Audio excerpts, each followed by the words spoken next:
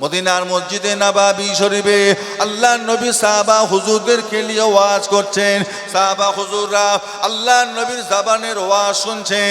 আল্লাহ নবী ওয়াজ করতে করতে বললেন, বাবারা, বনি ইসরাইলের জামানায় একজন মানুষ ছিল মস্ত বড় গুনাহগার।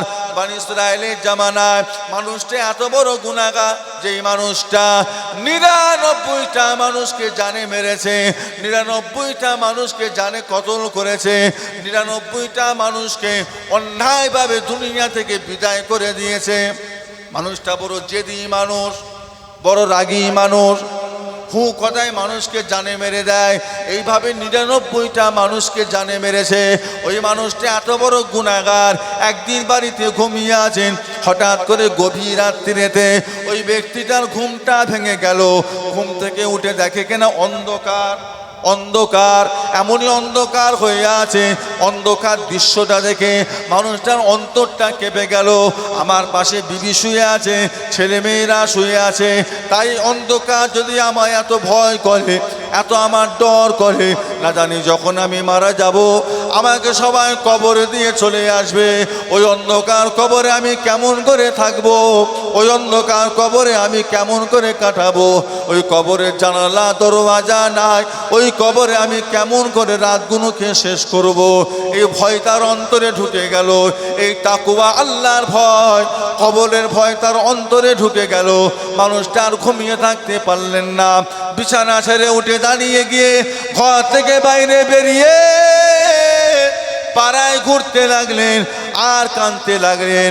কেঁদে কেঁদে বলতে লাগলেন, আমি মস্ত বড় গুনাহগার, 99টা মানুষকে আমি জানে মেরে ফেলেছি। এখন আমি তওবা করতে চাই। আল্লাহ কি আমার তওবা কবুল করবেন? আল্লাহ কি আমাকে ক্ষমা করবেন? আল্লাহ কি আমাকে মাফ করবেন? এখন আমি তওবা করলে 99টা গুনাহ আল্লাহকে আমাকে ক্ষমা করে দেবেন। মানুষটা এইভাবে কাঁদে আর পাড়ায় ঘুরে ঘুরে বেড়ায়। একজন আলেমের সঙ্গে দেখা হয়ে গেল। একজন আলেম মানুষ জিজ্ঞাসা করে, কি হয়েছে বাবা? ওই মানুষটা বলে, আল্লাহর আলেম বান্দা, আমি মস্ত বড় গুনাহগার, আমি মানুষকে 99টা মানুষকে জানে মেরে ফেলেছি। এখন আমি তওবা করতে চাই। আমি এখন যদি তওবা করি, আল্লাহ কি আমার গুনাহ মাফ করবেন? আমাকে আল্লাহ কি ক্ষমা করবেন? ও ভাইজানেরা, ওই আলেম মানুষটা জবাব দিয়েছিলেন, এ গুনাহগার বান্দা, তোমার তওবা আল্লাহ পাক কবুল করবেন না, তোমাকে আল্লাহ ক্ষমা করবেন না। মানুষ যদি একটা খুন করে নাজাত পায় না, তুমি 99টা মানুষকে খুন করে কেমন করে তুমি নাজাতের আশা করছো? তোমাকে আল্লাহ ক্ষমা করবেন না। যখন এই কথাটা শুনেছেন, মাপ পাবো না, মানুষটা রাগান্বিত হয়ে গেলেন। মিজাজ গরম করে কোমর থেকে তলোয়ার খানা বার করলেন।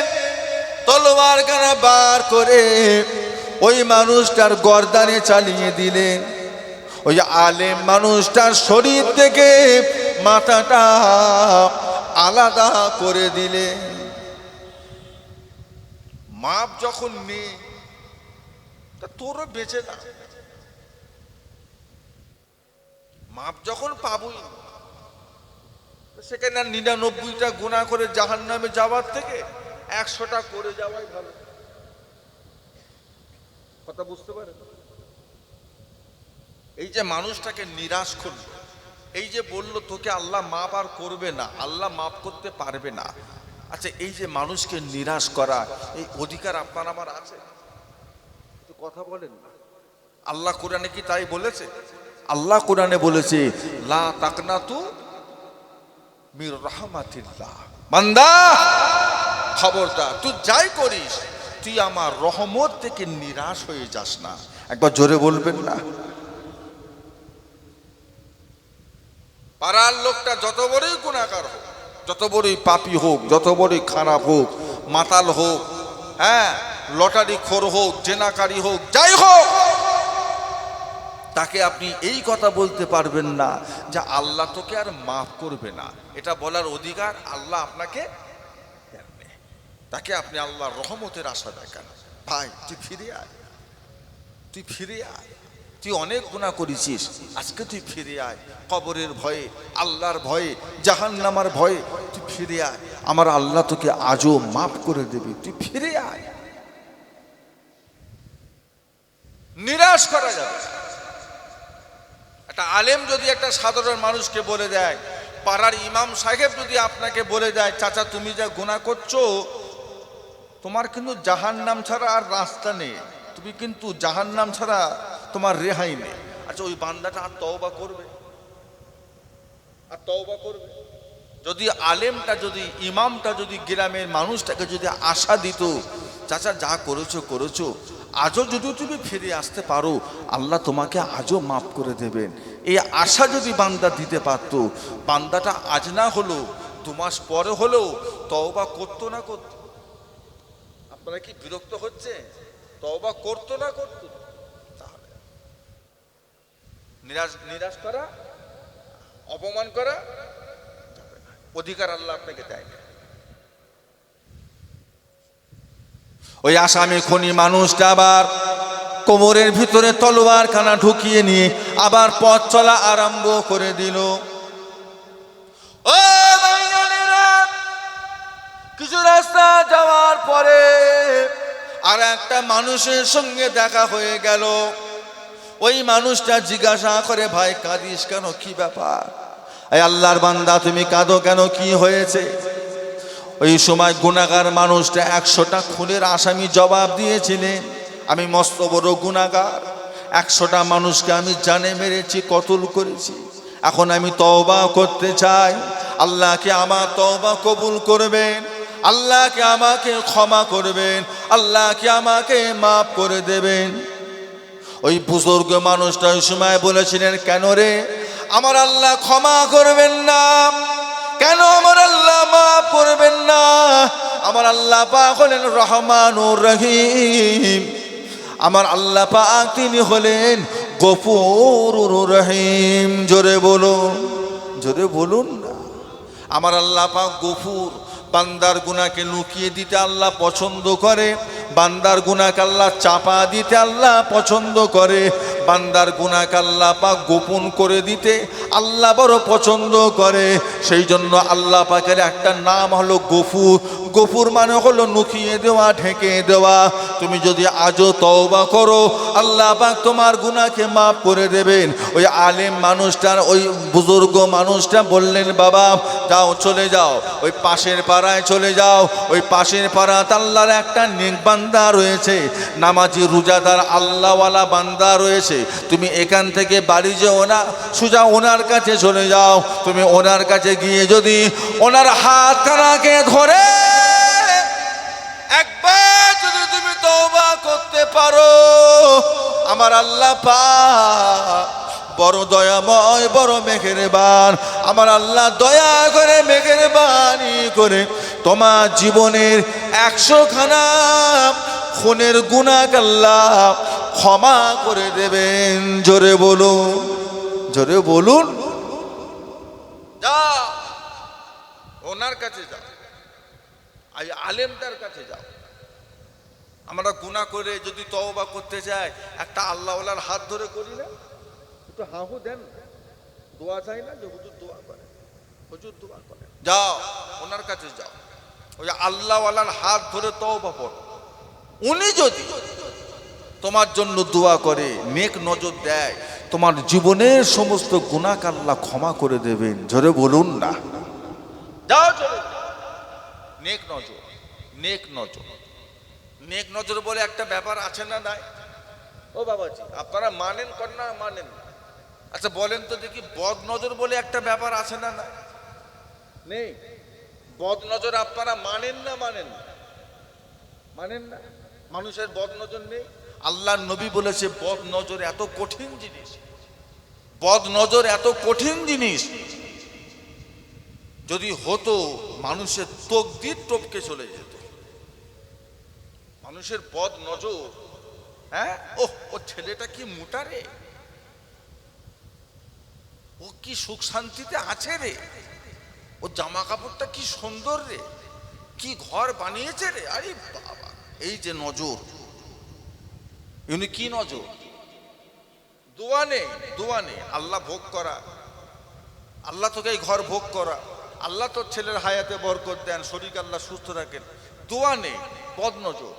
কি ছেলে রে, কি মোটা সোটা ছেলে দেয়। এই যে নজর, পড়ে না পড়ে না। হদ্দন ডাক্তার দেখাচ্ছে, হুজুর ছেলের বমি কমে না, শুধু বমি করছে হুজুর।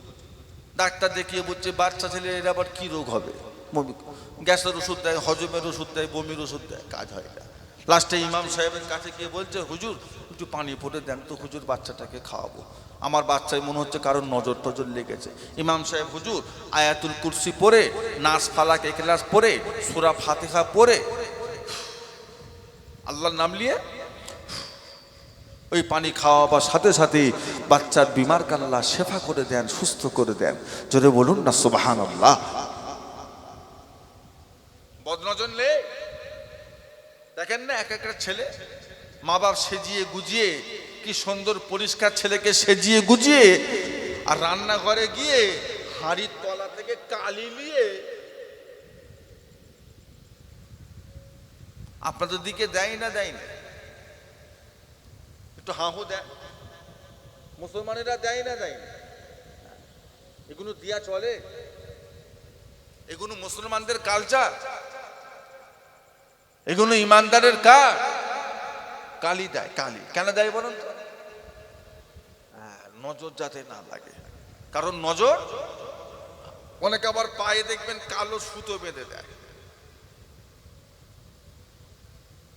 কেন দেয় বলুন তো? বলেন না, নজর যাতে।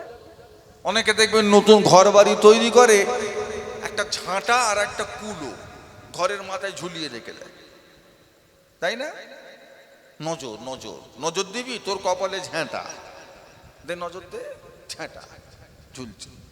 50 লাখ টাকার গাড়ি কিনে দেখি জুতো ঝুলিয়ে রেখে দিয়েছে। দেখেন না আপনারা, 1 কোটি টাকা গাড়ির দাম, সামনে থেকে একটা ছোট মতো জুতো। আর এও পাড়ার ছেলে খ্যাপা, এও বোঝে না সোজে না, এও দিকে একটা টোটো কিনে তাতেও একটা জুতো ঝুলিয়েছে। হ্যাঁ, সে না হলে একটা 30, 40, 50, 60 লাখ টাকা দাম, সেই গাড়িতে না হলে নজর দেবে। তোর 1 লাখ টাকায় কে নজর দেবে? এও দিকে জুতো ঝুলিয়েছে, টোটোতে জুতো ঝুলছে। কি গো, ওই জুতোতে নজর কাটাবে? একটু হাঁহু দেন। হ্যাঁ, বাচ্চার কপালে টিক দিচ্ছে, নজর কাটাবে? আল্লাহর নবীর কাছে সাহাবারা তার ছেলেকে নিয়ে আসতেন। সাহাবা হুজুরদের ছেলেকে আমার রাসূলুল্লাহর দরবারে নিয়ে আসা হতো। আল্লাহর নবীর নাস ফালাক করে ফু দিতে, আউযু বিকালিমাতিল্লাহি পরে ফু দিতে। আল্লাহর নবী হাদিস পাকে এসেছে বড় বড় দোয়া। হ্যাঁ, আল্লাহুম্মা রব্বান নাস আজহিবিল বাস ইশফি আনতা শাফি লা শিফাআ ইল্লা শিফাউক শিফাআন লা ইউগাদিরু সাকামা পরে আমার রাসূলুল্লাহ ফু দিতেন। আল্লাহুম্মা রব্বান নাস, হে মানুষের খোদা, রব্বান নাস, হে মানুষের প্রভু, আনতা শাফি, তুমি হলে শিফাদাতা, সুস্থতা। কে সুস্থতা দান করবে? কে? কেউ নেই তুমি ছাড়া। তুমি ছাড়া সুস্থতা দেবার মতো কেউ নেই। কোনো ডাক্তার, কোনো হাকিম, কোনো হুজুর, কোনো ইমাম, কেউ নেই। তুমি সুস্থতা দান করে দাও, আমার বাচ্চাটাকে সুস্থ করে দাও। গায়ে ফু দিতে, বুঝলেন? এসব টিপ টিপ দেবেন না, পায়ে কালো সুতো বাঁধবেন না, বাচ্চা ছেলেদের কপালে ঠিক দেবেন না। তবে একটা কথা বলি, মানুষের নজর বলে একটা ব্যাপার আছে, তার থেকে বাঁচতে হবে। ছেলে পুলেদের উপরে মা বাপের নজরও পড়ে যায়, মা বাপের নজরও ছেলে মেয়েদের উপরে পড়ে যায়, শরীর খারাপ হয়। নজর দেবেন না, নজর কঠিন ব্যাপার। আল্লাহ রসুল বলেছে একটা মানুষের নজর অন্য মানুষকে কবর পর্যন্ত পৌঁছে দিতে পারে। খারাপ নজর কবর পর্যন্ত পৌঁছে দিতে পারে। আর একটা হুষ্টপুষ্ট উটকে কোনো মানুষের বদ নজর পড়ে তাকে কাট করে দিতে পারে, হাড় করে দিতে পারে। নজর এত কঠিন জিনিস। তাহলে বদ নজর বলে একটা ব্যাপার যদি থাকে, তাহলে নেক নজর আছে না নাই? নেক নজর নেই। আল্লাহ ওয়ালাদের নজর নেই।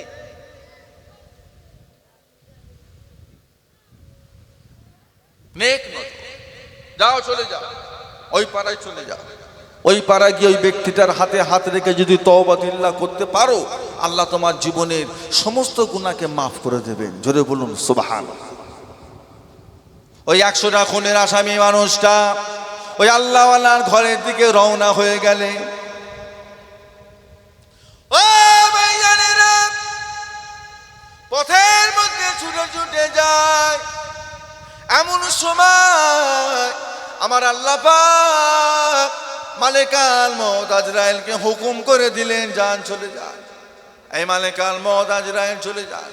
ওই যে মানুষটা ছুটে ছুটে যায়, ওই মানুষটা রুহুটা কবজ করে নিয়ে চলে আসুন। মালেকাল মউত আজরাইল আলাইহিস সালাম আল্লাহর হুকুম পালন করার জন্য ওই গুনাহগার মানুষটা পথের মধ্যে ছুটে ছুটে যায়। ওই মানুষটা রুহুটা কবজ করে নিয়ে আল্লাহর বান্দা সাথে সাথে সেখানে মারা গেল। ইন্না লিল্লাহি ওয়া ইন্না ইলাইহি রাজিউন। মালেকাল মউত রুহুটা নিয়ে দাঁড়িয়ে আছে, রুহুটা নিয়ে দাঁড়িয়ে আছে। রহমতের ফেরেশতারা হাজির হয়ে গেলেন। রহমতের ফেরেশতারা হাজির হয়ে বললেন, রুহুটা আমাকে দেন, এই রুহুটা আমাদেরকে দেন। সাথে সাথে গুনাহগার আল্লাহর আযাব গজবের ফেরেশতারা তিনারাও হাজির হয়ে গেলেন। তিনারাও বলে, আজরাইল রুহুটা আমাদের হাতে তুলে দেন। দুদল ফেরেশতা, নেককার এসেছে আর আযাবের ফেরেশতা এসেছে। নেককাররা বলছে রুহু আমাদের দাও। কেন কেন? বান্দা তো 100 খুনের আসামি, তোমরা রুহু পাবে কেন? বলছে বান্দাটা তওবা করতে যাচ্ছিল। কি করতে? তওবা। বান্দা যেতে পারেনি বলে তওবাটা করতে পারেনি। বান্দা যদি ওই আল্লাহওয়ালার ঘর পর্যন্ত পৌঁছাতে পারত, তাহলে বান্দা তো তওবা করত। আর তওবা করা মানেই বান্দার জীবনের সমস্ত গুনাহ আল্লাহ মাফ করে দেবে। তাহলে এই রুহুটা আমরা পাবো না? আমরা নেককার, আমরা তো পাবো। গুনাহগার আযাবের ফেরেশতারা বলছেন না, বান্দা তওবা করলে মাফ হতো, ওটা পরের কথা। রাস্তায় যখন মারা গেছে, 100টা খুনের আসামি হয়েই মারা গেছে, এই রুহুটা আমরা পাবো। দু দলে অশান্তি। নেককাররা বলছে আমরা পাবো, গুনাহগাররা বলছে, দু দলে চলছে অশান্তি। আল্লাহ পাক ওই সময় একটা রহমতের ফেরেশতাকে ডাক দিলেন, ও রহমতের ফেরেশতা, যান চলে যান, দুনিয়ার বুকে চলে যান।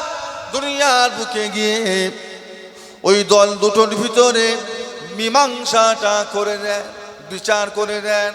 আল্লাহর একটা রহমতের ফেরেশতা দুনিয়া জমিনে চলে এলেন। দুনিয়া জমিনে চলে এসে দুদল ফেরেশতাকে ডেকে সামনে হাজির করলেন। নিজেরা ঝগড়া অশান্তি করবেন না, দাঁড়ান, আপনাদের মধ্যে ফায়সালা করা হবে। এই রুহুটা গুনাহগাররা পাবে না বদকাররা পাবে? আযাবের ফেরেশতারা পাবে না রহমতের ফেরেশতা পাবে? বিচারটা করা হবে। থামেন থামেন, আপনারা দুদল মিলে এক কাজ করুন। বান্দার লাশটা যে জায়গায় পড়ে আছে সেই জায়গা থেকে নিয়ে বান্দার ঘর কতটা, এই রাস্তাটা মেপে ফেলো। বান্দার লাশটা যেখানে পড়ে আছে সেই জায়গা থেকে নিয়ে আল্লাহর ওলির ঘরটা কত দূরে, এই রাস্তাটাও মেপে ফেলো। যদি দেখা যায়, রাস্তা মেপে যদি দেখা যায় বান্দার লাশটা যেখানে পড়ে আছে সেখান থেকে তার ঘরটা কাছাকাছি, আল্লাহর ওলির ঘরটা অনেকটা দূরে, তাহলে বান্দার রুহুটা আযাবের ফেরেশতারা নিয়ে সিজ্জিনে চলে যাবে, জাহান্নামা চলে যাবে। আর যদি দেখা যায় বান্দার লাশটা যেখানে পড়ে আছে, যে জায়গায় রুহুটা কবজ করা হয়েছে, সেই জায়গা থেকে তার বাড়িটা অনেকটা দূরে আর আল্লাহর ওলির বাড়িটা তার কাছাকাছি, তাহলে কি হবে? এই বান্দার রূহটা আল্লাহর রহমতের ফেরেশতারা নিয়ে আল্লাহ দয়া জান্নাতে চলে যাবে। জোরে বলুন, জোরে বলুন। ও ভাইজানেরা, রহমতের ফেরেশতারা, আযাবের ফেরেশতারা দুজনা মিলে গুনাহ আরম্ভ করে দিলেন। পথ চলা আর পথ আরম্ভ, গুনাহ আরম্ভ করে দিলেন। পথ মেপে মেপে দেখছেন, পথ মেপে মেপে দেখছেন তার লাশটা যেখানে পড়ে আছে সেখান থেকে তার বাড়িটা কাছে, তার লাশটা যেখানে পড়ে আছে সেখান থেকে আল্লাহওয়ালার ঘরটা কাছে।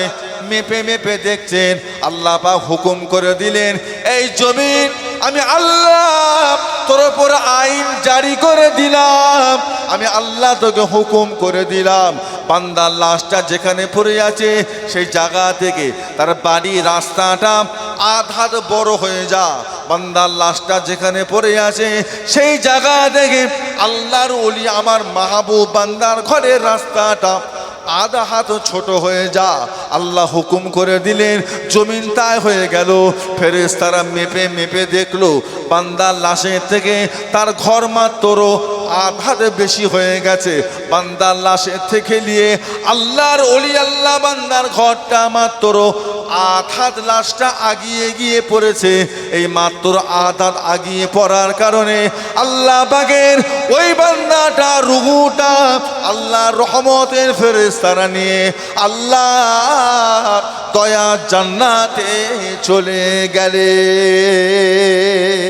জোরে বলুন না, একটু মহব্বতে বলা যাবে না? নারে তাকবীর, নারে তাকবীর। বিশ্ব নবী দিবস, বিশ্ব নবী দিবস, দরুদ শরীফ আল্লাহুম্মা সাল্লি আলা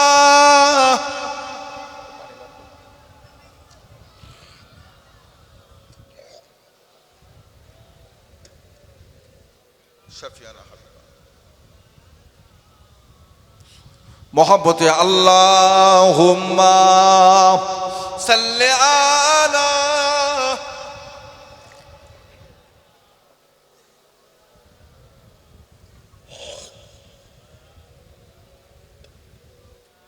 শাফিয়ানা।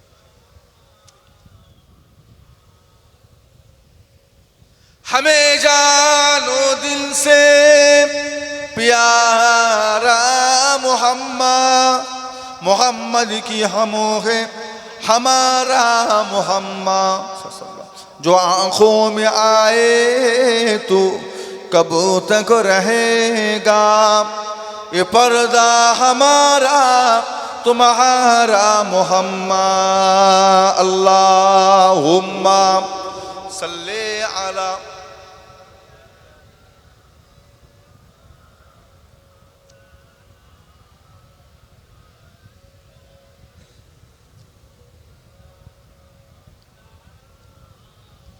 আমার দিনদার ইমানদার নেককার আল্লাহওয়ালা ভাইজানেরা, আমার বাবাজিরা, আমার দোস্তরা, বন্ধুরা, সবাই দুনিয়া থেকে জিতে কবরে যায় না গো।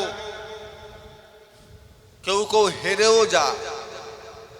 বলেন, আপনার চোখে দেখা যে কটা মানুষকে মরতে দেখেছেন সবাই তওবা করে কবরে গেছে, না কেউ কেউ তওবার আগেই কবরে চলে গেছে?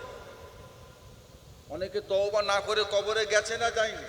যারা তওবা না করে কবরে গেল ওরা জিতে গেল না হেরে গেল? জিতে গেল না হেরে গেল? আমরা কি চাই? আমরা দুনিয়া থেকে বিদায় নেওয়ার আগে তওবা তিল্লা করে যেতে চাই না গুনাহ সমেত যেতে চাই? কথা বলেন না রে বাবা। আল্লাহ রাসূল বলেছে কুল্লু বানি আদমা খাত্তা, প্রতিটা আদম সন্তানই গুনাহগার। প্রত্যেকটা আদম সন্তান হলো গুনাহগার। তবে ভালো কারা? যারা নাকি নিজের জিন্দেগির গুনার কথা স্মরণ করে আল্লাহর কাছে তওবা করে, তারা হলো সবচাইতে ভালো। এই ভুলটা করবেন না। তওবা করে যেতে হবে বাপ, দুনিয়া থেকে মাপ চেয়ে কবরে যেতে হবে। তওবা তিল্লা করে যদি আমরা না যাই, কবরে যাওয়ার পরে হাজার হাজার বার তওবা করো, আর কোনো ফায়দা হবে না। কবে যাব, কি অবস্থায় যাব, কখন মরবো এটা আমাদের কারোর জানা, এটা কারোর জানা? তাহলে যেখানে আমাদের নবী দোজাহানের বাদশাহ, তিনি সারা দিনে 100 বার করে তওবা পড়তেন, আল্লাহর কাছে তওবা করতেন, তাহলে আমরা সেই নবীর উম্মত হয়ে আমাদের দিনে কতবার তওবা করার দরকার? বলেন, কতবার তওবা করার দরকার? আল্লাহর ওলি হযরতে হাসান বসরি রাহমাতুল্লাহ আলাইহির কাছে একজন মানুষ এসে বলে, হুজুর আপনি আমায় কিছু ওসিয়াত করেন। ও ভাইজানেরা, হযরতে হাসান বসরি রাহমাতুল্লাহ আলাইহি বললেন, বাবা বেশি ওসিয়াত আমি করতে পারবো না, তবে বাবা শুনে রেখে দাও, একটা কথা মরণ পর্যন্ত মনে রেখে দিও, আমাদের আদি পিতা হযরত নবী আদম আলাইহিস সালামকে আল্লাহ সৃষ্টি করে জান্নাতে স্থান দিয়েছিলেন, জান্নাতে আল্লাহ পাক তেনাকে রেখেছিলেন। হযরত নবী আদম আলাইহিস সালাম জান্নাতে মাত্র একটা ভুল করেছিলেন, একটা ভুল করার জন্য আল্লাহ তেনাকে জান্নাত থেকে বার করে দিয়েছিলেন। কথা সত্য না মিথ্যা?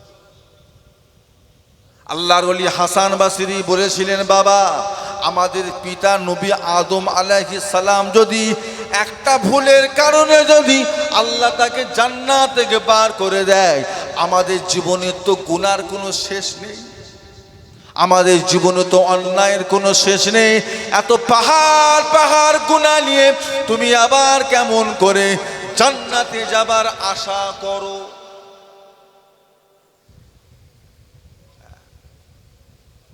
কথাটা চিন্তার কথা না, চিন্তার কথা নয়। নবী আদম যদি একটা ভুলের কারণে যদি আল্লাহ জান্নাত থেকে বার করে দেয়, আর আমাদের জীবনে গুনার কোনো শেষ আছে? একটু কথা বলে, এত গুনালি আবার ছোটখাটো জান্নাত না, উনি আবার জান্নাতুল ফেরদাউসের আশা করে বসে আছে, এদিকে গুনাও করছে আবার জান্নাতুল ফেরদাউসও যাবে বলে রেডি হয়েছে। আল্লাহ যদি চায় তো জান্নাতুল ফেরদাউসটা দিও, আল্লাহ গুনাহ শেষ নেই, ফেরদাউসে ঢুকবে। তওবা করে, তওবা করে। আল্লাহ রাসূল আমার আপনার নবী দয়ার নবী বলে, বাবারা তওবা হলো ব্রিজের মতো, নদীর একটা পার থেকে আর একটা পারে যেতে গেলে যেমন একটা ব্রিজের প্রয়োজন হয়, তওবাটা হলো ব্রিজের মতো। আল্লাহর বান্দা যদি কখনো আল্লাহ পর্যন্ত পৌঁছাতে চায়, সে যেন বেশি বেশি করে তওবা পড়ে, কেননা তওবাকারী বান্দা আল্লাহ পর্যন্ত পৌঁছে যায়। জোরে বলুন, একটু জোরে বলুন না।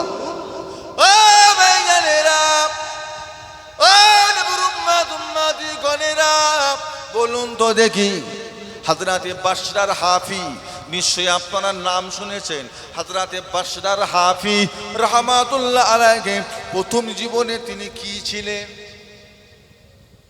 কথা বলে, কি ছিলেন? কি ছিলেন? মাতাল, মাতাল, মাতাল। শেষ জীবনে আল্লাহর ওলি হয়েছিলেন না হননি? কথা বলে, কিসের ওসিলায়? আর কথা, ও ভাইজানেরা, আল্লাহর ওলি হযরতে জুনায়েদ বাগদাদী রাহমাতুল্লাহ আলাইহি প্রথম জীবনে তিনি কি ছিলেন? কি ছিলেন? কি ছিলেন? কুস্তিম্যান। রাজা দরবারে কুস্তিম্যান ছিলেন, কুস্তি খেলতেন, মানুষকে অন্যায়ভাবে তার নাক মুখ ফাটিয়ে রক্তাক্ত করে দিত, কুস্তি খেলতেন। শেষের জীবনে তিনি আল্লাহর ওলি হয়েছিলেন, সেটা একমাত্র তওবা করার ওসিলায়। জোরে বলুন, জোরে বললেন না? ও ভাইজানেরা, এমন মানুষ গিয়েছে প্রথম জীবনে, আর প্রথম জীবনে ডাকাত ছিল, প্রথম জীবনে দস্যু ছিল, প্রথম জীবনে জেনাকারী ছিল, প্রথম জীবনে চোর ছিল, প্রথম জীবনে মাতাল ছিল, প্রথম জীবনে সুদখোর ছিল, শেষের জীবনে আল্লাহর ওলি হয়ে গেছেন। অন্য কিছু দ্বারাই নয়, অন্য কোনো জিনিসের ওসিলাই নয়, শেষ জীবনে আল্লাহর ওলি হয়ে গেছেন। শুধুমাত্র তওবা করার ওসিলায়। জোরে বলুন তওবা। প্রত্যেকটা নামাজের শেষে আস্তাগফিরুল্লাহ, আস্তাগফিরুল্লাহ, আস্তাগফিরুল্লাহ, আস্তাগফিরুল্লাহ, আস্তাগফিরুল্লাহ 5 বার হোক, 7 বার হোক, 9 বার হোক, পড়তেই হবে। ঘুমোতে যাবার আগে তওবা পড়া, ঘুম থেকে উঠে তওবা পড়া। রিজেক্ট কমে গেছে তওবা পড়েন, হ্যাঁ, রোগ বিমার বেড়ে গেছে তওবা পড়েন, আজাব বিপদ মুসিবত বেড়ে গেছে তওবা পড়েন, মনে সুখ শান্তি নেই তওবা পড়েন, যাই হোক যত রকমের পেরেশানি হোক তওবা করেন। তওবা করতে করতে গুনাহগুলো যখন মাফ হয়ে যায়, ওই বান্দাটা আস্তে আস্তে আল্লাহওয়ালা হয়ে যায়। আল্লাহওয়ালা যখন হয়ে যায়, বান্দার সমস্ত দায়িত্ব আমার আল্লাহ তিনি নিয়ে দেন। জোরে বললেন না, একটু মহব্বতে বললেন না। আর এই মাসটাতে দরুদ শরীফ পড়ে তওবাতুল্লাহ করে কাকে দেখার আশা? বলেন না তো, নবীকে দেখার আশা। আল্লাহ পাক আমার আপনার পীর মুর্শিদ মুজাদ্দিদুল জামান দাদা হুজুর কেবলা কাল্লাম 4 তরিকার পীর বানিয়েছিলেন। চিশতিয়া, কাদরিয়া, নকশবন্দিয়া, মুজাদ্দিদিয়া 4 তরিকার পীর বানিয়েছিলেন। আল্লাহর ওলি ফুলফুরা শরীফের মুজাদ্দিদুল জামান দাদা হুজুর কেবলা বললেন, বাবা ঈশান নামাজ তোমরা জামাতে পড়ো, ঈশান নামাজটা জামাতে পড়ে তোমরা মসজিদের একটা জায়গায় বসে যাও, 3 বার করে সূরা ফাতিহা শরীফ পড়ে নাও, আর এমনি করে 3 বার আস্তাগফিরুল্লাহ, 10 বার সূরা ইখলাস, 11 বার দরুদ শরীফ পড়ে তোমরা মুনাজাত করো। মুনাজাতটা শেষ করে তোমরা চোখটা বন্ধ করে মনে মনে নিয়ত করে নাও, আমি আমার কলবের দিকে মোতওয়াজ্জে আছি, আমার কলব আমার পীর শাহ হুজুরের কলবের ওসিলা হইয়া আল্লাহ পাকের আরশ পাকের দিকে মোতওয়াজ্জে আছি। আল্লাহ পাকের আরশ পাক হইতে চিশতিয়া তরিকার নিসবাত অনুযায়ী ফায়েজ ও বরকত আমার কলবে আসুক। এই বলে ঈশান নামাজ পড়ে বসে বসে তোমরা 100 বার করে দরুদ শরীফ পড়বেন, 100 বার করে দরুদ পড়বেন।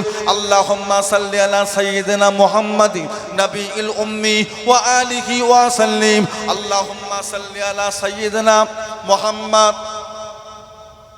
শেখ মঈনুদ্দিন চিশতি ইমামি তরিকাতে ওয়াল আউলিয়াল কামিলিন, এইভাবে তোমরা 100 বার দরুদ পড়বে।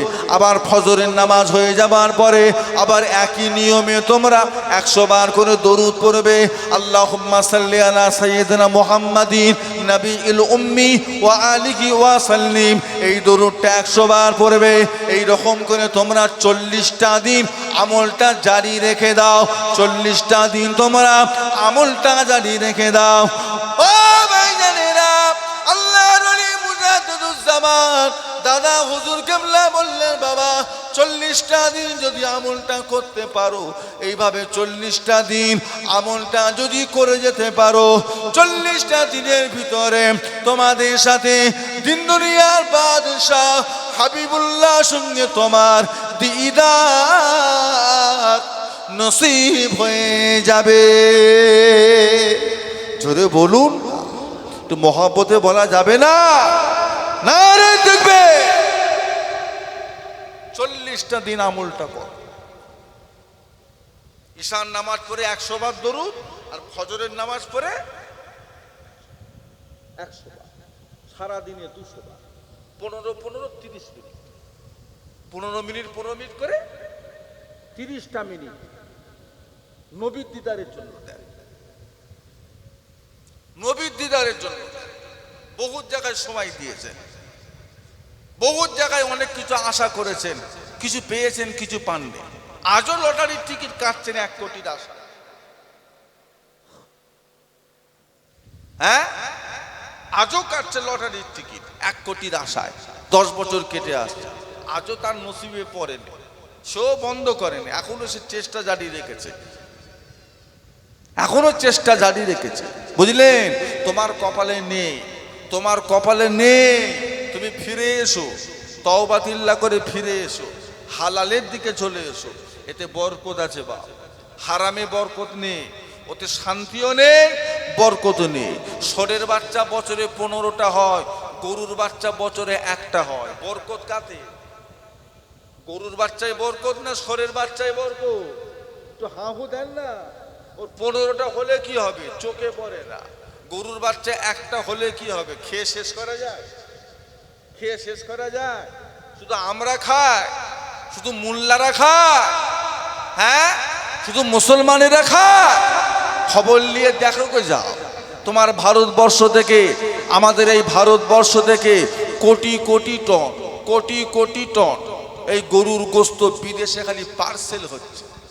এই পার্সেল করে করে গোটা বিশ্বের ভিতরে ভারত এখন দ্বিতীয় স্থান অধিকার করে বসে আছে। যত দেশ থেকে গরুর গোস্ত পাচার হয়, পার্সেল হয়, বিদেশে যায়, রপ্তানি হয়, 1 নম্বরে ব্রাজিল আর 2য় নম্বরে কে? কথা বলেন, এদের কানে একটু ঢুকু। এরা শুধু মুসলমানকে দায়ী করে। যত দোষ মোল্লাদের দোষ। আমাদের সব খেয়ে ফেললো, আমাদের মা বাপ সব খেয়ে ফেললো। পাগল, অশিক্ষিত, গামার মূর্খ, বুঝলে না? হ্যাঁ, বলছে কাকে কান নিয়ে গেছে, কাকের পিছনেই ছুটছে। একবার তো হাত দিয়ে দেখ। বলছে ওই দেখ তোর কান কাক নিয়ে চলে গেল, ও কাকের পিছনে ছুটছে। ওই কাক কান্দে, ওই কাক কান্দে, একবার তো কানে হাত দিয়ে দেখ। এতে করে শিখিয়ে দিয়েছে মুসলমানেরা গরু খেয়ে তোদের গরুকে শেষ করে ফেললো। ব্যাস। এদিকে যে লক্ষ লক্ষ টাকা, কোটি কোটি টাকার কোটি কোটি টন রপ্তানি হয়ে যাচ্ছে, তারা করছে বিদেশে পাচার করছে, সেসব দিকে লক্ষ্য, সেসব দিকে লক্ষ্য নেই। মুসলমানরা গরু খেয়ে ফেস খাবুনি, যা আমরা গরু খাবো না, আমরা খাবো না, খেলাম না, আমরা গরুর গোশকে তালাক দিলাম, খাবো না, যা। হ্যাঁ, আমরা যদি গরু না খাই আমরা কি বেঈমান হয়ে যাব? একটু কথা বলেন না। গরু যদি না খায় আমরা কি কাফের হয়ে যাব? গরু যদি আমরা না খাই আল্লাহকে আমাদের নামটা মুসলমানের খাতা থেকে বাদ দিয়ে দেবে? খেলাম না, রাখ না, পোষ না, কেন বিক্রি করছিস? কেন বলছি 14 বছরের পর খাও? খাবোই নি, যা। গরু খাবোই নি, যা, তোরা রেখে দিয়ে যা। খেলাম না, কি হয়েছে? মরে যাব? ও বাবাজি, মরে যাব? কিছুই হবে না, বরং মুসলমানদের রোগ বিমার কমে যাবে। কথা ঠিক না বলবো? এখন সব যে কোলেস্ট্রল হয়ে যাচ্ছে, কোলেস্ট্রল, রক্তে চর্বি বেড়ে যাচ্ছে, টাইগ্লিসাইড হয়ে যাচ্ছে, রক্তে চর্বি বেড়ে যাচ্ছে, হার্ট ব্লক হচ্ছে, হার্ট অ্যাটাক হচ্ছে, ব্রেন স্ট্রোক হচ্ছে, হাই প্রেশার হয়ে যাচ্ছে, এসব হাজার রকমের রোগ হচ্ছে এসব গোস্টোস খাওয়ার কারণে। সব গোস্টোস খাওয়া ছেড়ে দাও, ওসব হাই প্রেশার সব এমনি লো হয়ে যাবে। তেল মশলা খাওয়া ছেড়ে দাও, শরীর এমনি সুস্থ হয়ে যাবে। কথা বুঝতে পারছেন না? হার্টের রোগ এমনি সব ভালো হয়ে যাবে, বুঝলে? তবে এইভাবে মুসলমানদের কোনো অপবাদ দিও না। সব খেয়ে ফেললো, সব খেয়ে ফেললো। হ্যাঁ, আমরা খাইনি, আমরা খাইনি, আমরা খাবো না। তবে এই যে কোটি কোটি টন বিদেশে পাঠাচ্ছে, সেই দিকে লক্ষ্য কে রাখবে? সেখানে গিয়ে মানা করো যে বিদেশে পাচার হতে দেবো না। এটা আমার নানি দাদির গল্প নয়, আমার বাপের গল্প নয়। মোবাইলে খোলো না, মোবাইলে দেখো না যে বিশ্বের বিফ এক্সপোর্টে ভারত কত নম্বরে আছে। মোবাইলে দেখো, দেখিয়ে দেবে। ক নম্বরে গো? ক নম্বরে গো? হ্যাঁ, 2য় নম্বরে ভারত। কারা পাঠাচ্ছে? মোল্লারা। তো হাহু দেন না। জেহাদিরা, শুক্রবারিওয়ালারা, মুখের ভাষা জেহাদি। আমরা নাকি জেহাদি? আমরা মাদ্রাসায় ছেলেদের নাকি জেহাদ, জেহাদ শিক্ষা দিই। ছুরি কাটারি বটি দা কুরুল শাবল নিয়ে আমরা নাকি জেহাদের শিক্ষা দিয়ে জেহাদ করা শেখাই। নাউযুবিল্লাহ, কত বড় মিথ্যা অপবাদ! এটা মিথ্যা অপবাদ না সত্য অপবাদ? কত বড় মিথ্যা অপবাদ! আপনি চাইবেন আপনার ছেলে যদি হাতে একটা বেলেন নিয়ে ঘোরে, আপনি বলবেন নিয়ে ঘোর, না হাত থেকে টেনে নেবেন? কথা বলবেন?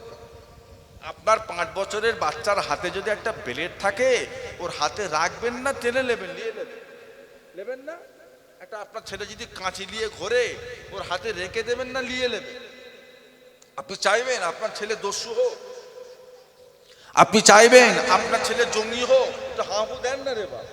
আপনি চাইবেন আপনার ছেলে মাদ্রাসায় গিয়ে তরোয়াল বোম বন্দুক নিয়ে হই হই করুক? এটা আপনি চান? চান? আমি চাইবো আমার ছেলেটা বোম বন্দুক নিয়ে হই হই করুক? আমি এটা চাইবো? চাইবো? বরং তার হাতে যদি একটা ব্লেড দেখি, একটা ছোট ছুরি দেখি, ধারালো একটা জিনিস অস্ত্র দেখি, বাড়ির মুরব্বীরা বড়রা তার হাত থেকে নিয়ে নেয় না তাকে দিয়ে আরো সাহস দেয়? কি করে? তাহলে মিথ্যা মিথ্যা আমাদের নামে অপবাদ। এরা মাওবাদী, এরা জঙ্গি, এরা জেহাদি, এরা অমুক, এরা তমুক। জোর করে চাপিয়ে দিলেই হলো? গলার জোরে জোর করে মুসলমানদের উপরে চাপিয়ে দিলেই হলো? গায়ের জোরে? জোজ্জার মুল্লুকটা, জোজ্জার মুল্লুকটার কথাই বলে না, চোরের মায়ের বড় গলা। চোরের মায়ের নিজেরা শিক্ষা দিচ্ছে, নিজেরা করছে, আর যত দোষ সব মুল্লাদের ঘাড়ে চাপাচ্ছে।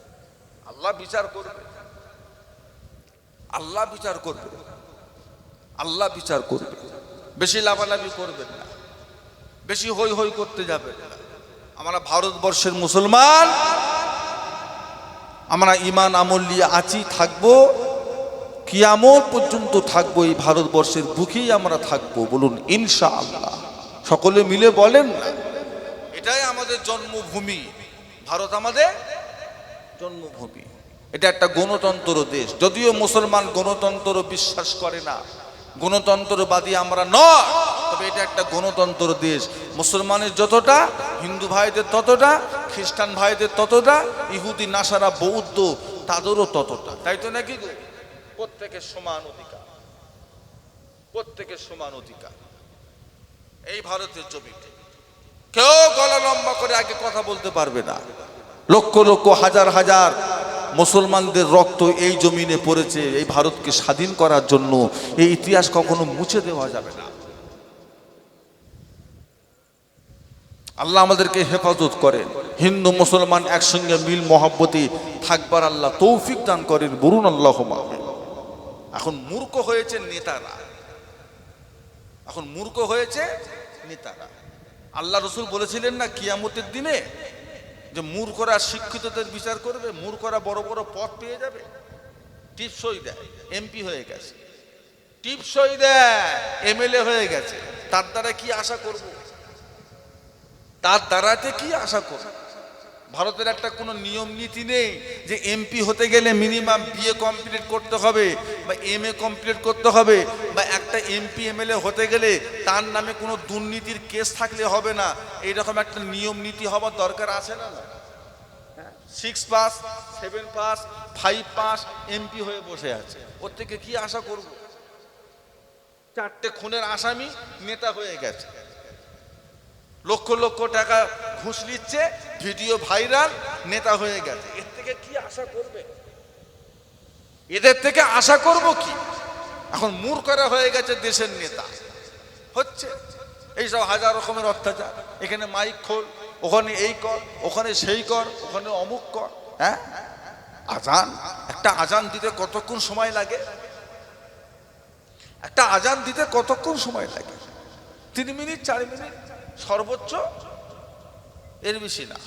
তাও কি ধুমধাম ডিজে লেগিয়ে, হারমোনিয়াম লেগিয়ে, তবলা লেগিয়ে, ঢোল লেগিয়ে হই হই করে আজান হয়? কথা বলেন না। একটা সুর, একটাই কণ্ঠ, নাকি 5 জন মিলে একটাই কণ্ঠ। এমন কিছু ঘুমের ব্যাঘাত হয় না। আজানে যদি ঘুম ভাঙতো তাহলে মুসলমানদের সব ঘরে আল্লাহর ওলি হয়ে যেত। মুয়াজ্জিনের আজানে যদি ঘুম ভাঙতো তাহলে পাড়ায় আর ফজরের বেনামাজি মুসলমান পাওয়া যেত না। কথা ঠিক বলছি না ভুল বলছি? কজনের ঘুম ভাঙে আজানে? তাহলে মুসলমান পাড়ায় মসজিদ, মুসলমানদের ঘুম ভাঙছে না, আর ঘোষ পাড়ার লোকদের ঘুম ভেঙে গেল। আমাদের পাড়ার মসজিদ, আমাদের ঘুম ভাঙছে না আজান শুনে, তার উপরে আবার অ্যালার্ম দিয়ে রেখে দিয়েছি, তাতেও ঘুম ভাঙছে না।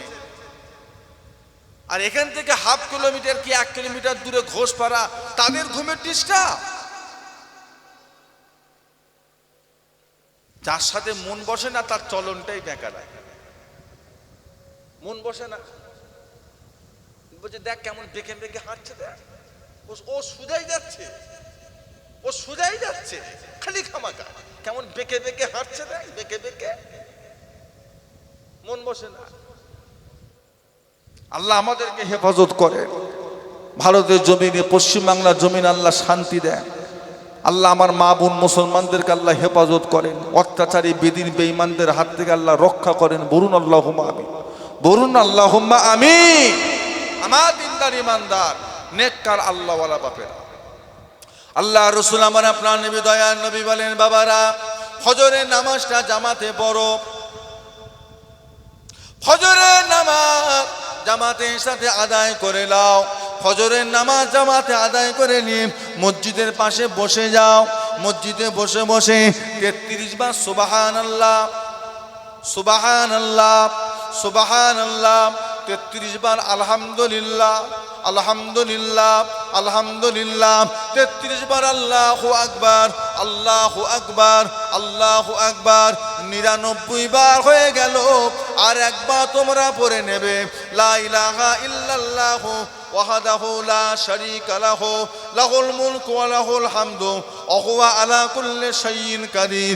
এটা তুমি আর একবার পড়বে, 100 পরিপূর্ণ হয়ে যাবে। আল্লাহ রসুল বলেন, এইভাবে তোমরা যদি ফজরের নামাজ বাদ 100 বার আল্লাহর নামে তাসবিহ পড়তে পারো, জিকির করতে পারো, তোমার জীবনে পাহাড় পাহাড় পরিমাণ সাগীরা গুনাহগুলোকে আমার আল্লাহ পাক ক্ষমা করে দেবে। জোরে বললেন না?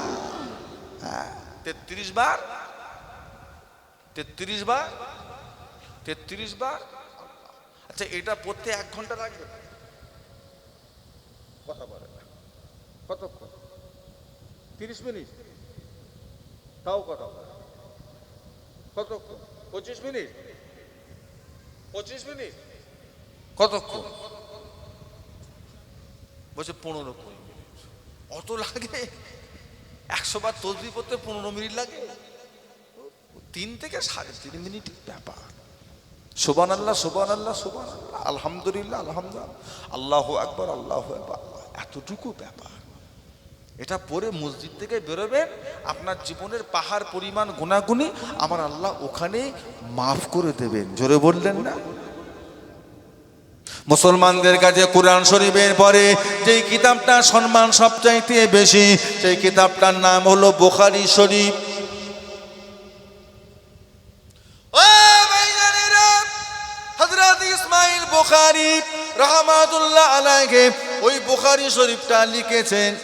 ওই বুখারী শরীফের প্রথমে একটা হাদিস এনেছেন নিয়ত সম্পর্কে, আর শেষে একটা হাদিস এনেছেন আল্লাহ রসুলের জবানের একটা হাদিস এনেছেন আমল সম্পর্কে।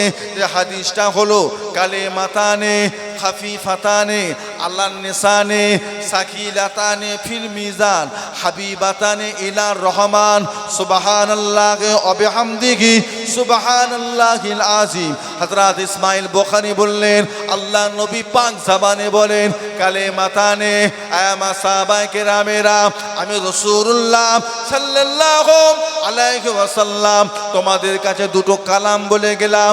কালেমাতানে, দুটো কালাম বলে গেলাম। সাকিলাতানে, যে কালাম দুটো জাবানে পড়া বড় হালকা, জাবানে পড়া বড় সহজ। সাকিলাতানে ফিল মিজান, কিন্তু এই কলেমা দুটো আল্লাহ পাকের হাসরের ময়দানে মিজানের পাল্লায় বড় ভারী হয়ে যাবে। জোরে বলুন, একটু জোরে বললেন না? ও ভাইজানেরা, আল্লাহ রাসূল বললেন, বাবারা এই কলেমা দুটো জাবানে পড়া হালকা হয়ে যাবে, কিন্তু মিজানের পাল্লায় বড় ভারী হয়ে যাবে। হাবিবাতানে ইলার রহমান, হাবিবাতানে ইলার রহমান, এই কলেমা দুটো আল্লাহর কাছে বড় প্রিয় হয়ে যাবে। হাবিবাতানে ইলার রহমান, রহমানের বড় ঘনিষ্ঠ, রহমানের কাছে বড় প্রিয় হয়ে যাবে। ওই কলেমা দুটো হলো সুবহানাল্লাহি ওয়া বিহামদিহি সুবহানাল্লাহিল আযীম, সুবহানাল্লাহি ওয়া বিহামদিহি সুবহানাল্লাহিল আযীম। আল্লাহ রাসূল বলেন, কোন মুসলমান যদি, ইমানদার যদি একটা বৈঠকে বসে বসে এই কলেমা যদি 100 বার পড়তে পারে, আল্লাহ আল্লাহ পাক ওই বান্দার জীবনের কতটা গুনাহ মাফ করে দেবেন। আল্লাহ রসুল পাক জামানে বলেন, সাতখানা সমুদ্রের পানি, সাতখানা সমুদ্রের পানির যে ফেনা হয়, ওই ফেনাগুলোকে যদি এক জায়গায় জড়ো করা হয়, যতটা হয়ে যাবে, ওই বান্দা যদি অত পরিমাণ সাগিরা গুনাহ থাকে, অত পরিমাণ সাগিরা গুনাহ গুনিকো আমার আল্লাহ পাক ক্ষমা করে দেবে। ধরে বলুন না সুবহান আল্লাহ কি ওয়া বিহামদিহি, সুবহান আল্লাহ কি আজিম, বলেন না সুবহান আল্লাহ কি ওয়া বিহামদিহি, সুবহান আল্লাহ। কার প্রশংসা? সুবহান আল্লাহটা কার প্রশংসা? আল্লাহর প্রশংসা। আল্লাহ বড়, আল্লাহ পবিত্র, আল্লাহ বড়, আল্লাহ পবিত্র, আল্লাহ হলেন আজিম, আল্লাহ মহা পবিত্র। এইভাবে যদি 100 বার পড়তে পারেন, আপনার জীবনের সমস্ত সাগিরা গুনাহ আল্লাহ ওইখানেই মাফ করে দেবেন। জোরে বললেন না? তো মহাব্বতে বললেন না? আল্লাহ আমাদেরকে নেক আমলে তৌফিক দান করেন, ইমানে আমলে আল্লাহ কায়েম রাখেন। আল্লাহ পাক আমাদের নসিবে খাতেমা বিল খাইর নসিব করেন। বলুন আল্লাহুম্মা আমিন, বলুন আল্লাহুম্মা আমিন। মুক্তাসার করলাম, ইতি করলাম, এখন সালাম হবে, তারপরে এখানে দোয়া হবে, তারপরে আমার কমিটি ভাইয়েরা কিছু তাবারকের ব্যবস্থা করেছেন, আপনাদের সকলকে দাওয়াত দেওয়া হচ্ছে। উপস্থিত দাওয়াত কবুল করবেন, তাবারক নিয়ে বাড়ি যাবেন। সকলে আসেন, আল্লাহ পাকের সম্মুখে দাঁড়িয়ে নবী পাকের দরবারে একটু সালামের নজরানা পৌঁছে দিই। ইয়া নবী সালামু